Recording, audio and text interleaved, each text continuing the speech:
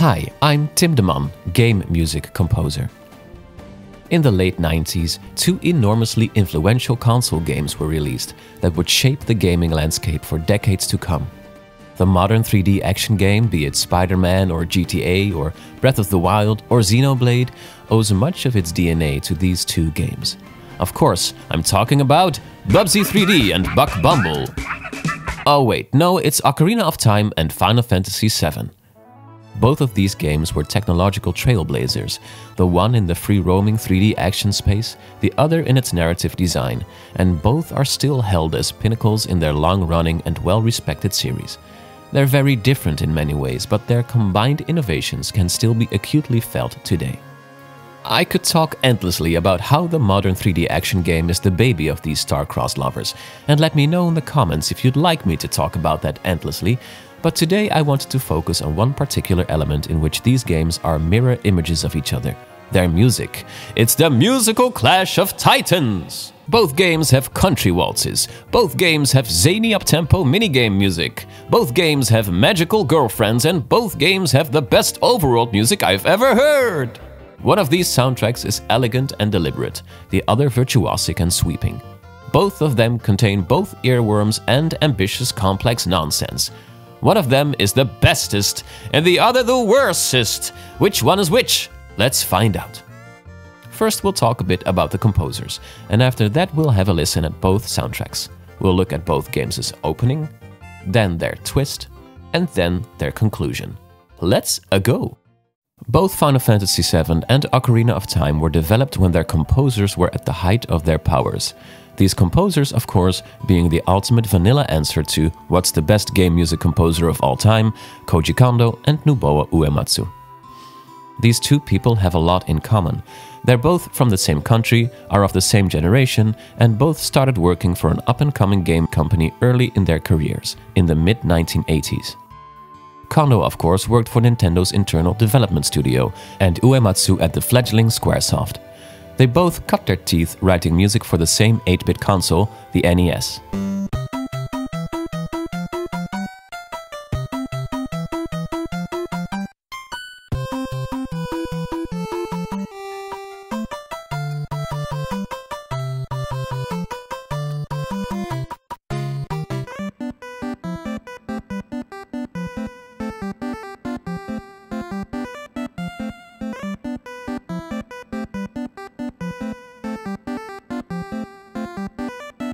The NES's successor, the Super Nintendo, allowed for an enormous leap in the music's quality, going from the extremely restricted onboard synthesizer of the NES, which had a max of 5 sound channels with predetermined timbres, the bleeps and bloops, so to speak, to a comparatively luxurious 8 channels of sample-based music playback.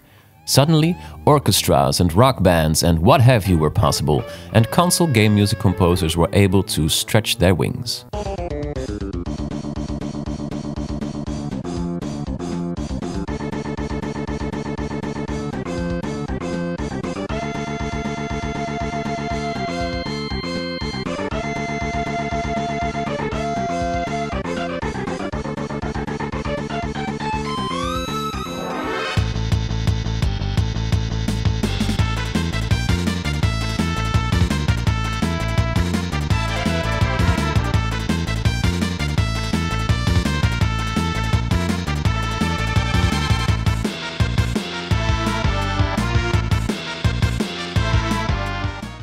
After the Super Nintendo, Squaresoft infamously parted ways with Nintendo systems and started developing for the new PlayStation. And this is where this clash of titans well and truly begins.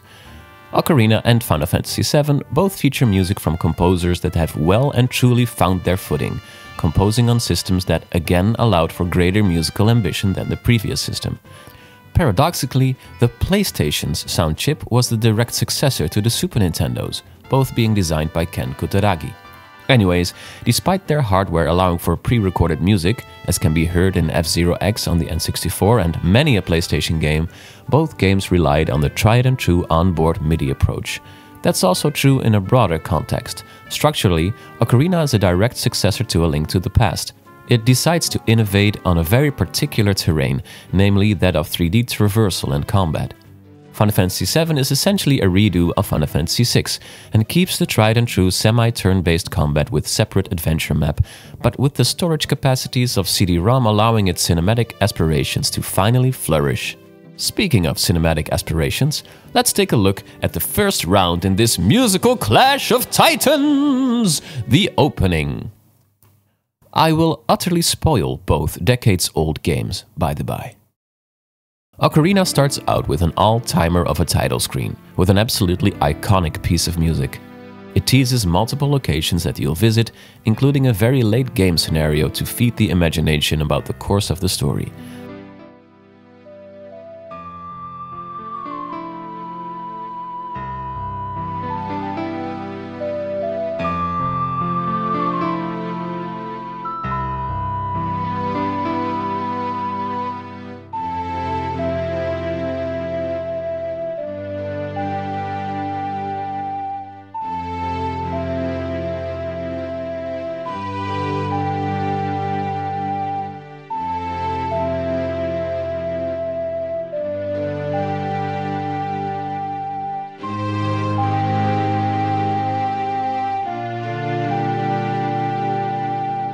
Afterwards, we're greeted with the fairy fountain music, and here comes our very first direct head-to-head with Final Fantasy.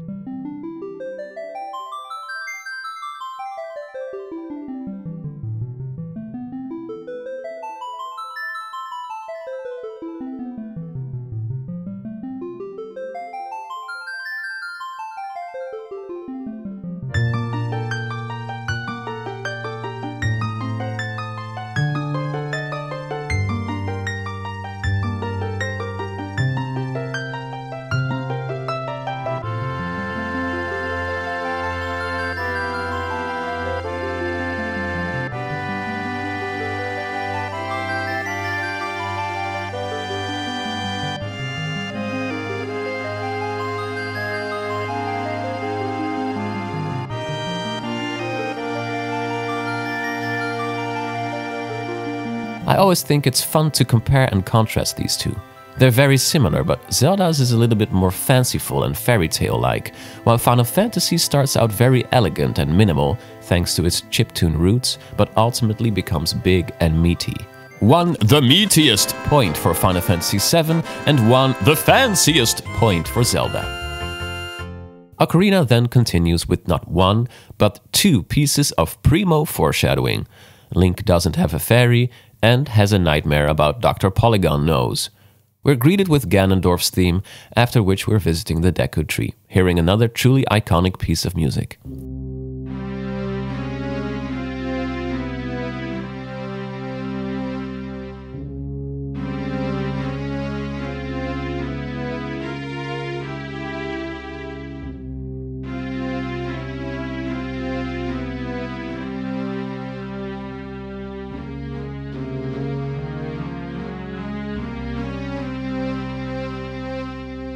It's so simple, yet evocative, and as such is a perfect example of Kondo's strength as a composer.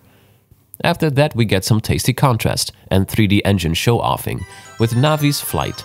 Again, simple, short, perfect. Game music in its purest, most crystallized form.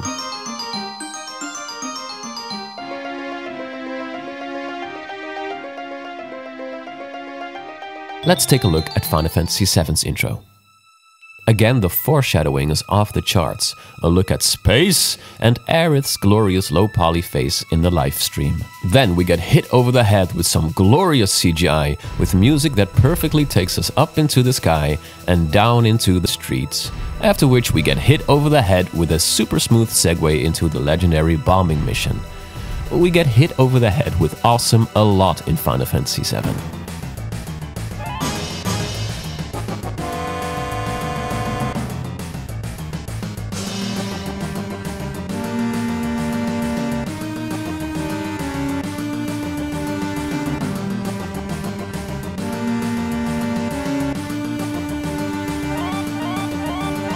Notably, this track keeps playing even in situations where the music would normally change, for instance in combat, just so you can get pumped. After entering the reactor, we get our first in-game music change. Here again the mood is thick. There's synths, piano, tubular bells, a friggin' choir. It's a fascinating look at a very different kind of equally effective opening. Throw all you've got at the player.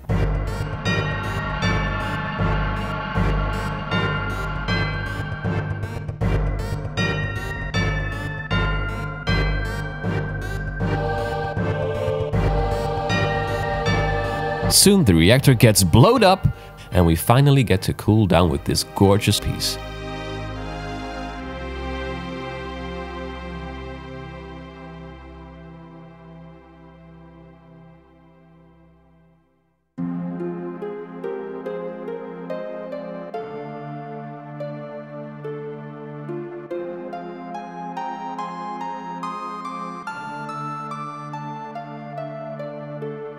Woo!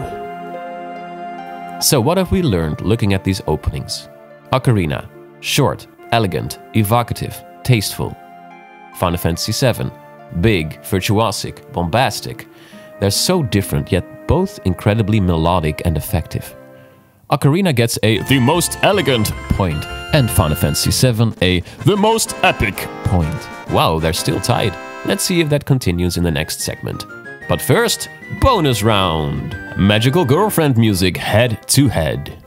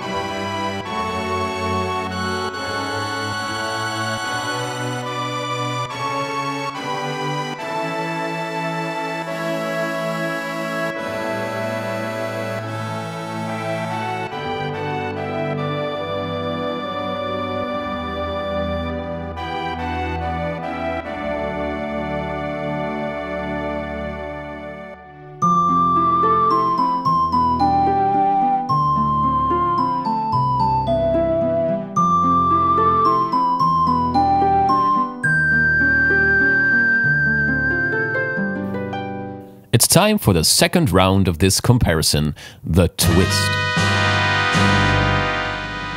These games are both enormous, and I'd love to be here all day, but just for the sake of my sanity, we're going to jump ahead a bit. Zelda games are often partitioned into two halves, pre-twist and post-twist.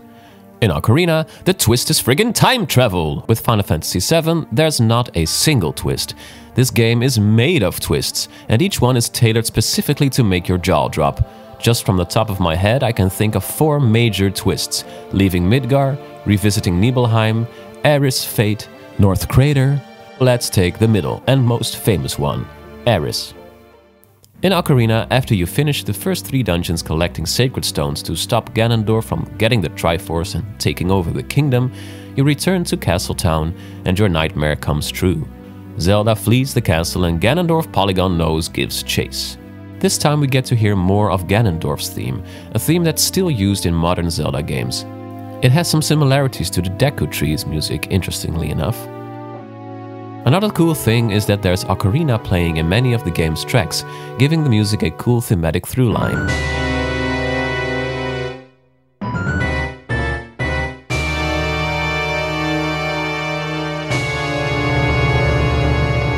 We learn the Song of Time, a Gregorian-styled hymn, and another elegantly legendary tune.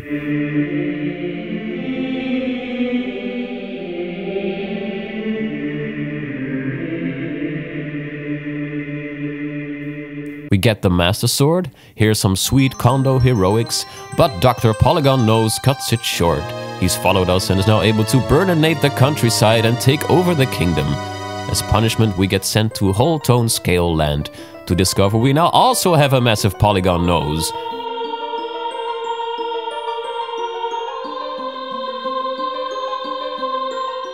Then Sheik appears with a super cool jazz harp tune.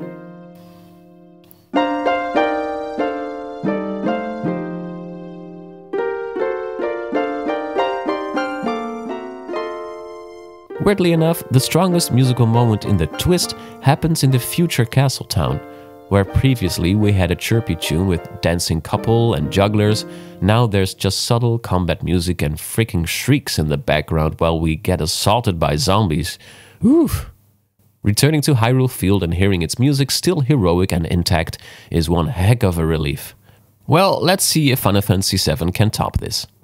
Cloud and his pals discover that Cloud's old boss and nemesis, Sephiroth, seems to still be alive and plans to injure the planet so he can slurp up all of its delicious energy.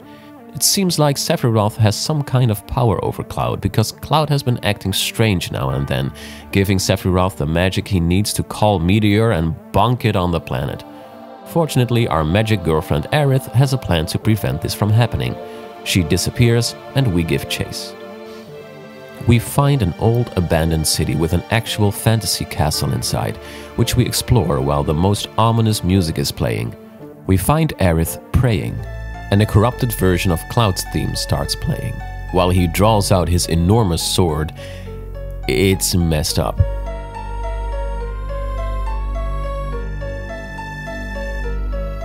He breaks free of Sephiroth's control, but then, well...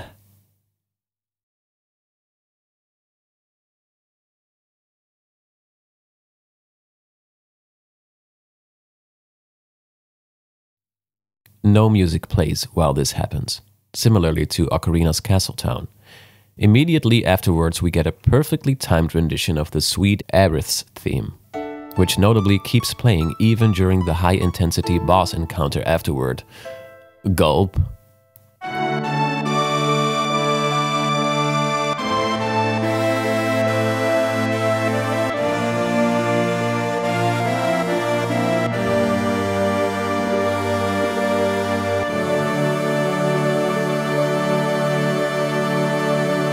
I give Final Fantasy VII a the most messed up point, while Ocarina gets a gave me a heart attack point. So they're still tied, it seems.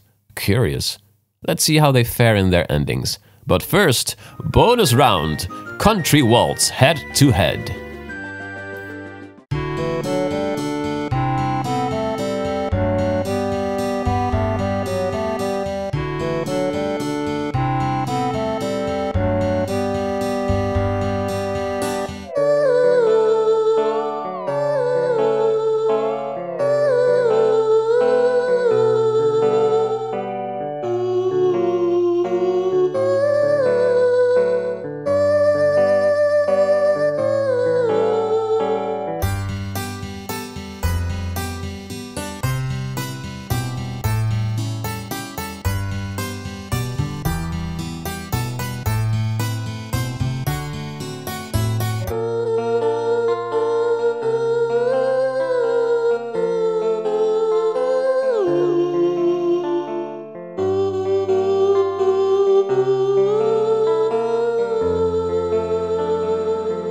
Let's see how they fare in their endings. As you ascend the tower, Ganondorf's classic motif kicks in, taking precedence over even the combat music. The organ gets louder as you climb the stairs, and as you enter the top room, the game segues smoothly to Ganondorf actually playing the organ himself. He's been practicing these past 7 years, I guess. It's hammy in the best of ways. Fighting Ganondorf, we get an intricate and complex final boss track, with use of unconventional scales and irregular meters. The ocarina can be heard constantly in the background, keeping the titular instrument in mind. Despite its complexity, it's still an accessible track due to its strong top melody.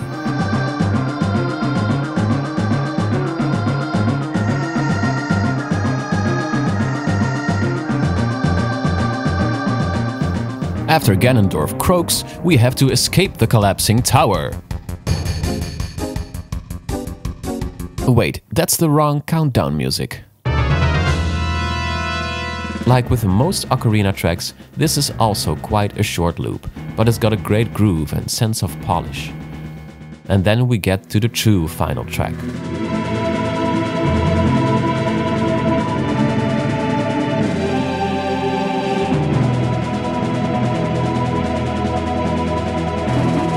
Solemn, with a sense of hopelessness. It's kind of amazing how they pulled this entire scene off on the N64. The music's not especially catchy, which is surprising because I usually think of Kondo as the king of earworms, but he obviously has enormous compositional range. Fortunately, for the credits, the earworms return, and we get a super satisfying send-off. After a lush, for the time, rendition of Zelda's Lullaby, Saria's song returns with instrumentation from all over the game. The ranch, the carpenters, the Gorons, Castletown. So many musical moments are referenced, it's impressive. Ocarina of Time gets a "the most smooth and cohesive finale" point.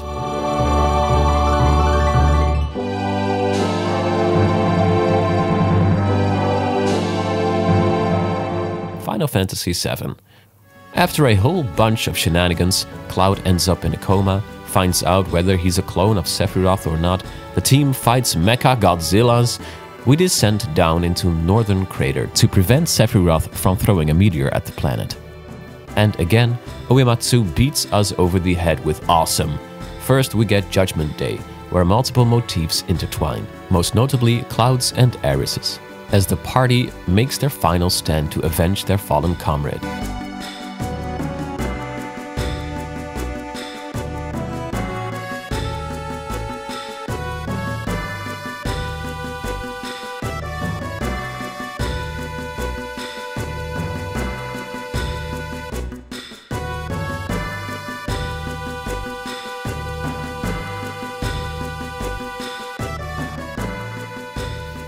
Then we get treated to not one, not two, but 3 unique boss battle tracks.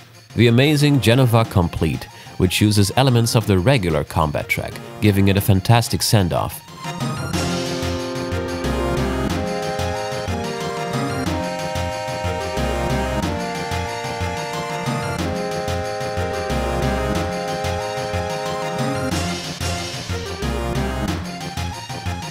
Then we get Birth of a God, a boss battle track that's only barely remembered because of the track that comes afterward, but it's super catchy and energetic in its own right. I just adore Uematsu's use of Hammond organ. It also incorporates Sephiroth's theme. Uematsu really goes ham on callbacks to motifs from all over the game in this final stretch.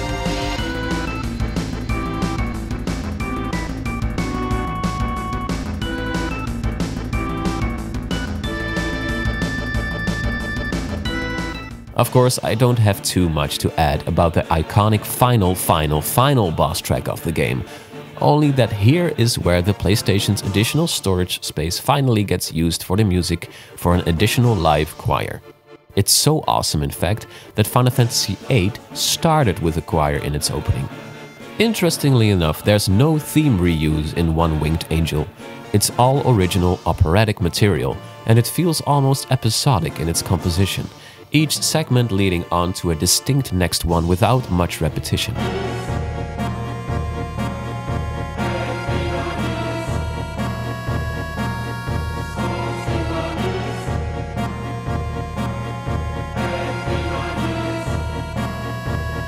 And the final battle, the one in Cloud's mind, only has a very basic rendition of Sephiroth's theme, while Cloud is finally able to let go of the Sephiroth in his head. Honestly, after that I feel like Uematsu overstretches himself somewhat trying to tie all this melodrama together in the final cutscene. It feels a little too cartoony, trying to hit all the story beats with music. But with the final musical moments, he ties it all up in an amazingly resonant bow. Final Fantasy VII gets a "the most enormousest finale" point. Musical Clash of Titans, the final tally. But first, bonus round, overworld music head to head.